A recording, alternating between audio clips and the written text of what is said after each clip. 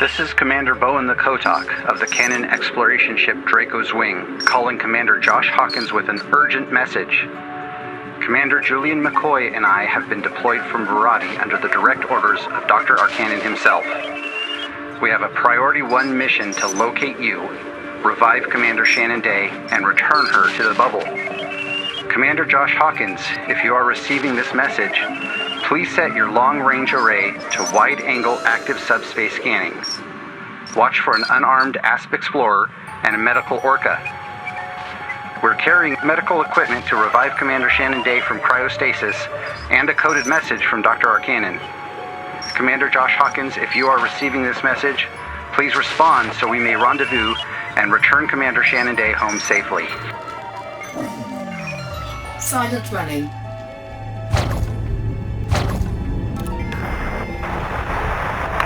Hey Bowen, what are the chances that he's even still around here? I mean, do you think we'll find him? I don't know, Julian, but I know how important it was to Dr. Arcanonn. So we're going to keep looking and listening. His broadcasts have plenty of clues. Maybe we just need to look harder. Hey, Julian, listen. Owen the Kotok, Julian McCoy. This is Commander Josh Hawkins. I've received your transmission and I'm prepared to meet. I'm transmitting rendezvous coordinates along with this recorded message. Be warned, I am armed and prepared to fight if I detect any other ships in the vicinity.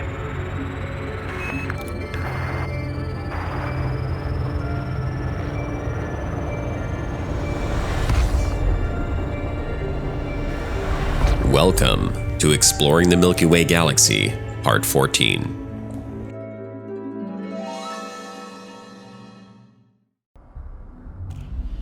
Thermal signature restored. I had no time to waste. If these two commanders had sped their way halfway across the galaxy to meet me, they certainly wouldn't waste any time after receiving my rendezvous message. Though I felt confident that they posed no immediate danger to me or my frozen guest, there could still be more of them out there searching for me, or hiding in a system nearby just waiting for me to take the bait. I had to proceed quickly, but cautiously.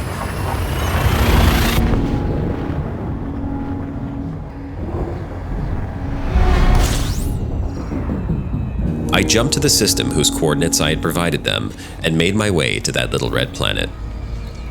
Only 175 light seconds from the binary pair orbiting each other at the center of the system, the planet itself orbited the third star in a quaternary star system, and only took a few seconds to reach, although the speed it was racing around its parent star made it a little tricky to land on. Fortunately, I had experience landing on little speedsters like this, and I already knew how fast this little cannonball was moving, so I came in with my engines hot and lined up for an approach behind the planet, since trying to come in for an orbital approach from the front would be suicide. Maybe I should have mentioned that in my message, but if they made it this far, I'm sure they'll figure that out easily enough. And if they don't make it, well, I'll just continue on with my mission as planned. Far as I know, that anaconda could have been their muscle, and maybe this was their contingency plan. So, it's not like I owed them anything.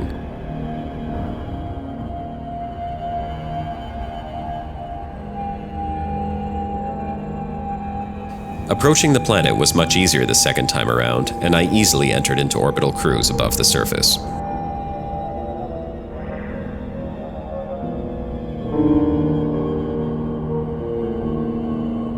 Before landing, I took the opportunity to do a visual scan of the area for any vessels before proceeding to the target coordinates. The ground temperatures here were scorching hot and would easily mask the heat signature of my ship from their sensors. I decided that it would be best to remain hidden until they had both landed, since this would give me the upper hand and allow me more time to evaluate their intentions. So, I descended onto a small plateau, very near the place where my guests would soon be landing, and turned my attention to the sky to watch for their arrival.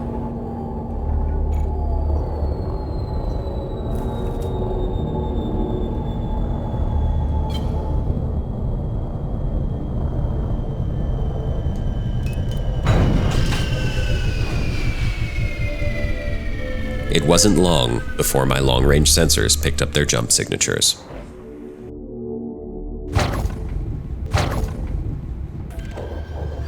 Well, this is the system. The planet must be close by. Oh,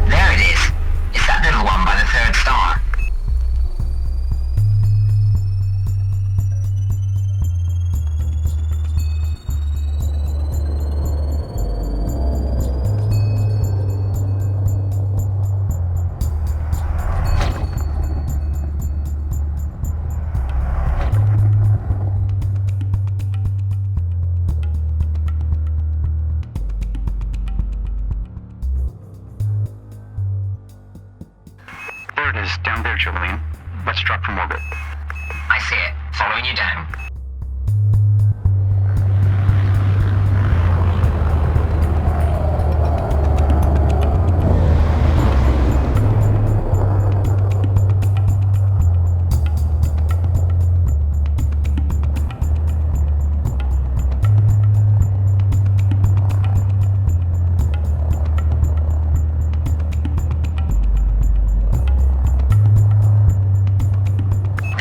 Coordinates? He's not here.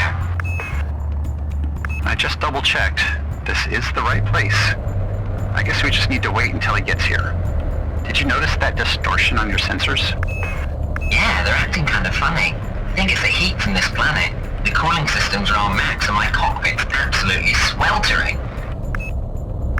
You're right, the thermal sensors are completely out of whack. If he is here, I doubt we'd even detect his thermal signature through all this heat. Maybe that's why he brought us here.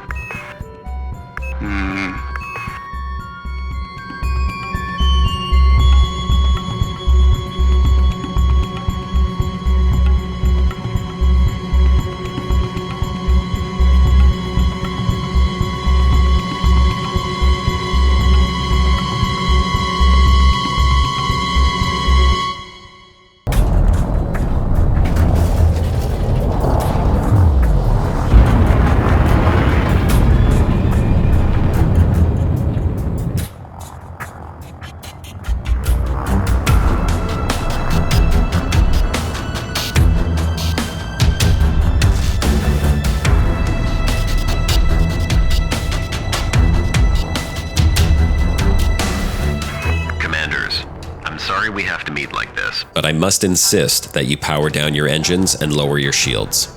I've scanned both your ships and see that you are in fact unarmed as stated. However, if you want to talk, these are my conditions. If you do not comply, or if any other ships drop into the area during this meeting, I will not hesitate to blast a hole right through your canopies and leave you to die.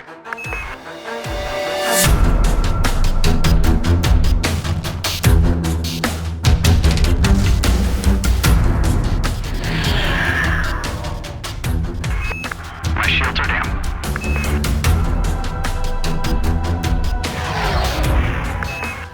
Mine just dropped as well.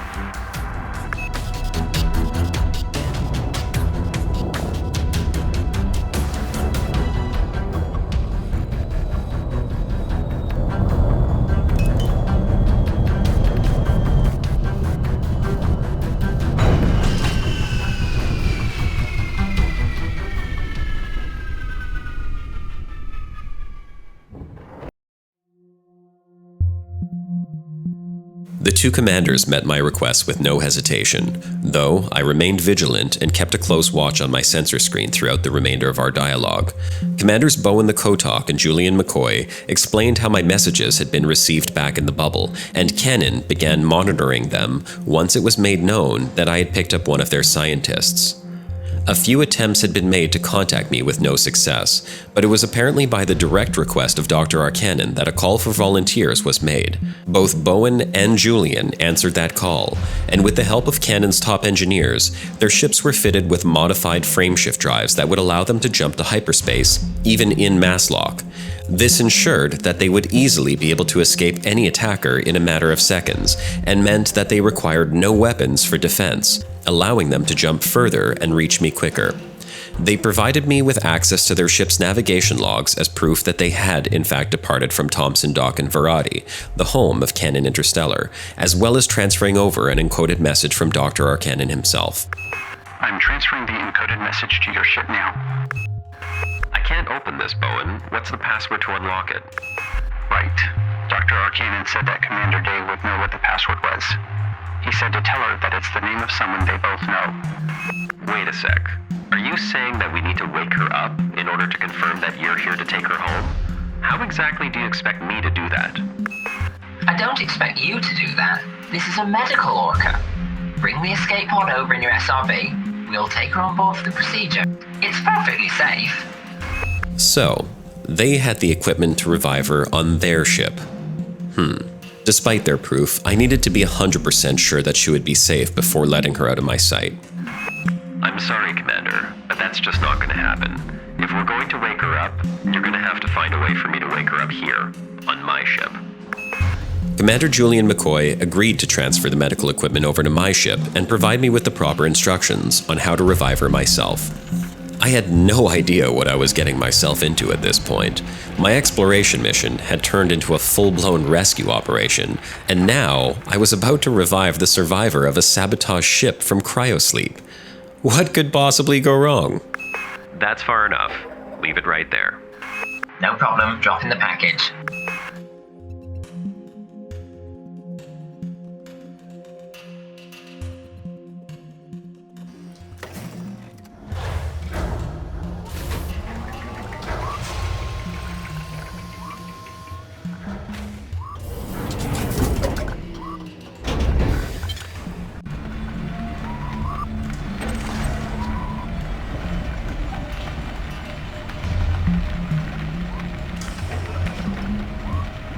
With the container on board my ship, I took a few minutes to inspect its contents. Even with my basic medical training, I could see that this was mostly just monitoring equipment and was used to display her vital information throughout the revival process. There were several emergency-only hyposprays, but considering that this was a routine procedure, that she was young and healthy, and the escape pod was in stable condition, there was no reason to believe I would need to use them, so the risk that there could be some potentially lethal agent in one seemed rather negligible. There was also a little device with a few input-output ports on the side that I can only describe as some type of glowing crystal in a transparent case of sorts, but I had no idea what that was for. But I'm an explorer, not a doctor, so I'm sure that it had some use in all this. The instructions provided by Commander McCoy allowed me to interface the escape pod right into my own ship's computer to initiate the wake-up sequence, once again eliminating any potential that their provided equipment could have somehow been tampered with to interfere with the normal wake-up procedures. While the ship prepared the wake-up sequence, I plugged in the monitoring equipment, which all seemed to function just as expected. No errors appeared on the screen, and life signs fell within normal parameters. The computer made a noise, and I eagerly turned to my display to see a prompt on the screen. Begin revival process. I hesitated for a moment, and then pressed yes. Now, I've never actually seen anyone come out of cryosleep, and had always assumed that the process would be a lot more messy, but as it turns out, this was far from reality.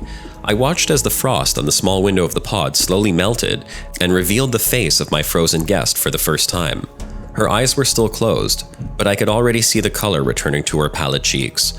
Her hair, dark blonde and past her shoulders, framed a perfect oval face with delicately small features. She couldn't have been more than 25 years old. I was startled when the pod made an abrupt hissing noise, and I stepped back as it opened fully to reveal Commander Shannon Day, laying there in a standard-issue flight suit, with what appeared to be a notebook clasped in her hands. I stepped in a bit closer and noticed her long lashes flutter ever so slightly. She appeared comfortable laying there. I would even say peaceful, like a modern sleeping beauty. And as her eyes began to open, they revealed the bright green-blue color that reminded me of the shallow seas of my homeworld.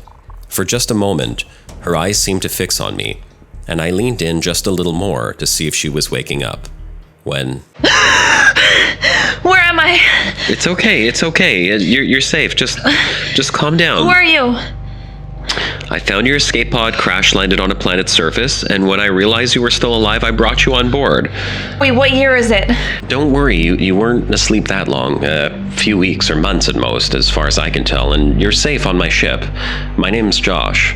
Where are we? How far from the bubble? We're about 32,000 light years from the bubble. I picked you up on an exploration mission, but I didn't have the equipment on board to revive you, and I couldn't turn around, so I was going to leave you in cryo until I got back to the bubble. So how did you wake me up then?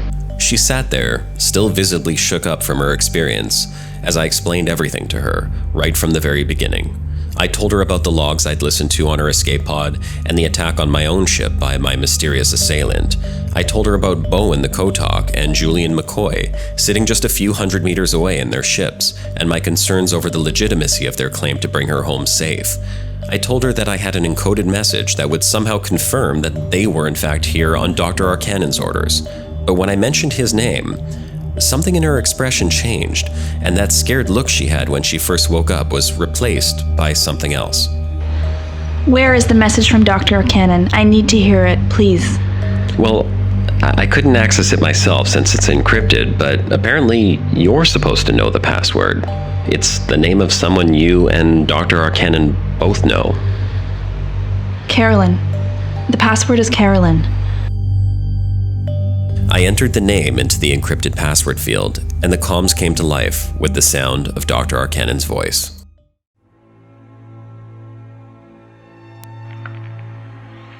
My dear Shannon, when we lost contact with your ship, I was certain that you were gone, that you had fallen victim to the perils of space exploration, and that we would never see you again.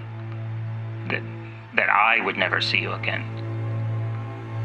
It was I that guaranteed your approval by the Council to set you off on your mission. I knew you were the only one I could trust anyhow, so I pulled all the necessary strings to send you on your way in hopes of protecting you during these dangerous times. But instead, I led them right to you. I was such a fool to not have seen through Socia's deception, to think that I trusted him and even allowed him to work on the very ship that was meant to protect you from my tormentors. Had I known sooner that he was responsible for your fate, I would have told our interrogators to take a bit more time in their work before ending him. But when word reached me that an intrepid explorer happened upon your crashed escape pod, no words could describe my feelings of joy, relief, and gratitude that you were still alive. It's so hard to think of how things have turned out for us. I often avoid the thoughts, the ruminations, the what-ifs, because they all make me feel deficient and powerless. But what else was I to do?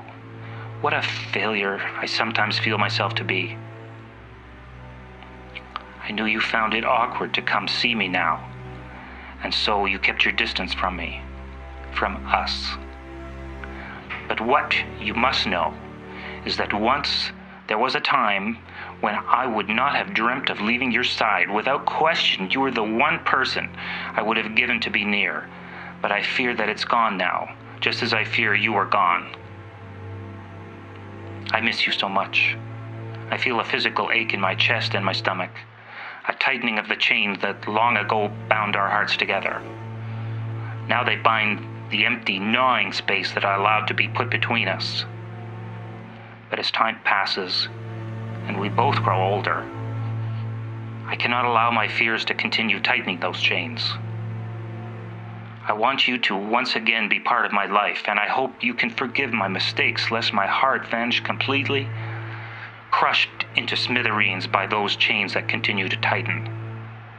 We are both still alive, and I hope that when you return, we can spend more time together. I live for that day. I still live for you. I always will. I love you, my daughter.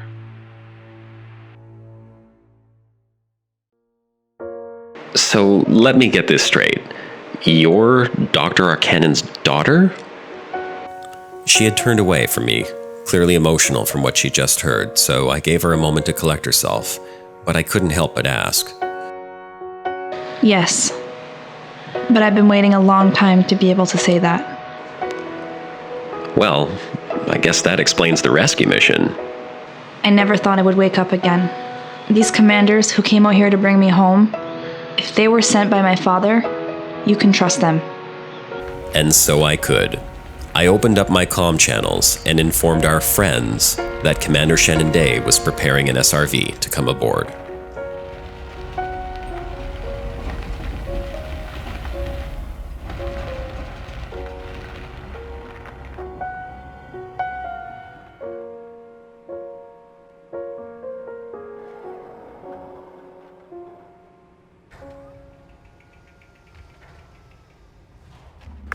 Commander Josh Hawkins, before we go, there's something else we forgot to mention.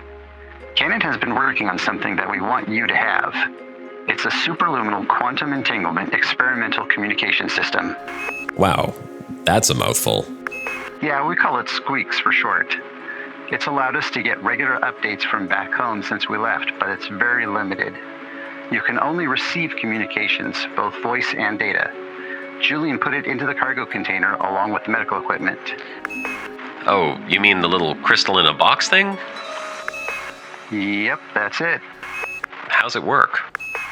Beats me. All I know is that you plug it into your comm system and it does the rest. You'll be able to keep your Galnet updated and get voice transmissions from Canon. We'll be watching for your transmissions, and if we need to get in touch, at least we have a way to do that now. Thanks, guys. I'm sure this will come in handy. Yep, Canon has all the best toys.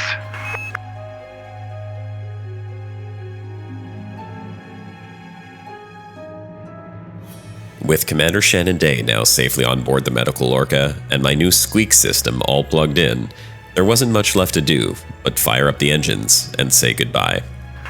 Bowen, Julian, it was very brave of you to come all this way. You were clearly the right commanders for the job, and I commend your efforts in finding me. I'm sorry about taking such precautions in meeting you, but the people after Commander Day are out there, and I urge you to please speed home as quickly as possible. I trust that I'm leaving her in your capable hands, and that you will get her home safely to her father. Fly safe, Commanders. Commander Hawkins, we can't thank you enough for your help in rescuing Commander Day. I wish you clear skies, and I hope we will meet again. Stay safe out there, and good luck, Commander. So, I guess this is goodbye. I can't thank you enough for having rescued me, and I'm so sorry that it made you a target for whoever is behind all this.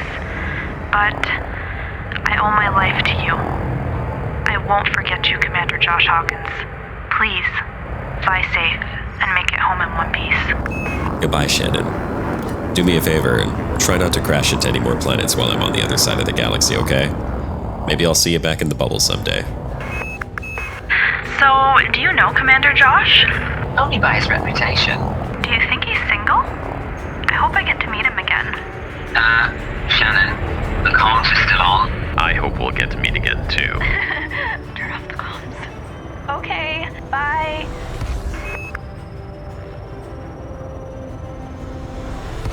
And so it was that for the first time in months, I found myself alone on my ship. Liberated from the responsibility of safeguarding a frozen passenger, there was no need to keep the escape pod on board. I watched as the empty pod drifted away into the darkness and thought about my new friends, speeding back to the bubble in the opposite direction. And as my frameshift drive charged, I looked out my cockpit towards the vast, seemingly endless amount of stars ahead and wondered what other adventures awaited me as I continued my mission to explore our Milky Way Galaxy. I guess there's only one way to find out. This is Commander Josh Hawkins, signing off. I hope you enjoyed this installment in the series. If you did, please click the like button and don't forget to subscribe.